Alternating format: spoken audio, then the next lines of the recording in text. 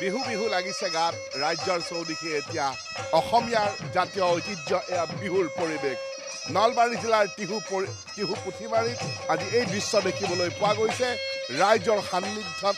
কণমানিসকলে এনেদৰে বিহু নৃত্য প্ৰদৰ্শন কৰিছে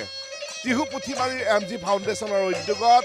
যি ৰঙালী বিহু সন্মিলনীৰ এক কৰ্মশালা অনুষ্ঠিত হৈছিলে ইয়াত প্ৰায় 120 গৰাকী কণ শিশু আৰু যুৱক যুৱতীয়ে ইয়াত কৰ্মশালাত ভাগ লৈছিল আৰু আজি এই কৰ্মশালাৰ প্ৰদৰ্শনী আমি দেখুৱাবলৈ যত্ন কৰিছোঁ প্ৰথমতে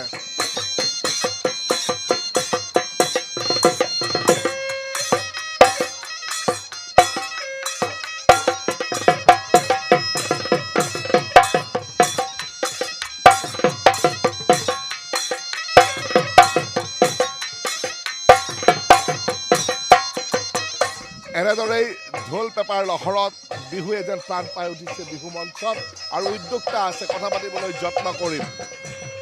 7 দিনীয়া কৰ্মশালা আজি এনেদৰে সামৰণি আৰু সাংস্কৃতিক অনুষ্ঠান হ'ব বিহুৰ পৰিৱেশত কি ক'ব বিচাৰিছে আমি MG ফাউণ্ডেশ্যনৰ উদ্যোগত এয়া কৰ্মশালা অনুষ্ঠান কৰিছিলোঁ 7 দিনীয়া আৰু আমি এই ৰাইজখনৰ বহুত মানে সঁহাৰি লাভ কৰিছোঁ আৰু আমি গোটেই অসমবাসীক আমাৰ MG ফাউণ্ডেশ্যনৰ পৰা ৰঙালী বিহুৰ শুভেচ্ছা জনাইছোঁ আৰু আমি আগুৱাই নিম বুলি অনুষ্ঠানটো ভাবিছোঁ আৰু অহা বছৰলৈ ইয়াৰ পিছত সাংস্কৃতিক অনুষ্ঠান অনুষ্ঠিত হ'ব হয় সাংস্কৃতিক অনুষ্ঠান হ'ব কণ ল'ৰা ছোৱালীয়ে 12ৰহনীয়া অনুষ্ঠান এটা কৰিব নিশ্চয়কৈ বহু নাচনী সাজু হৈ আছে ইয়াৰ পিছত আকৌ বিহু নৃত্য দেখিবলৈ পোৱা যাব এইসকল নাচনী সাজু হৈ আছে বিহু নৃত্য প্ৰদৰ্শন কৰিবলৈ ৰাইজৰ সন্মুখত আৰু এয়া বিহুৰ পৰিৱেশ দেখুৱাইছোঁ টিহুৰ পুথিমাৰীত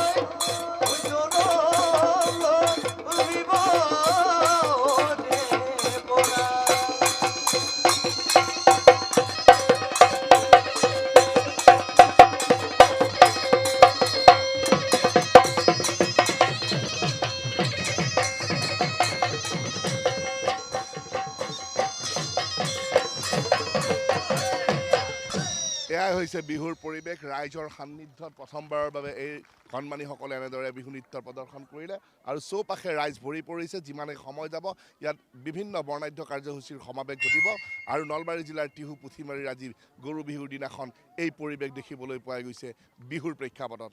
কেমেৰা পাৰ্চন মৃণালৰ সৈতে মই ৰাণা ডেকা NKTV+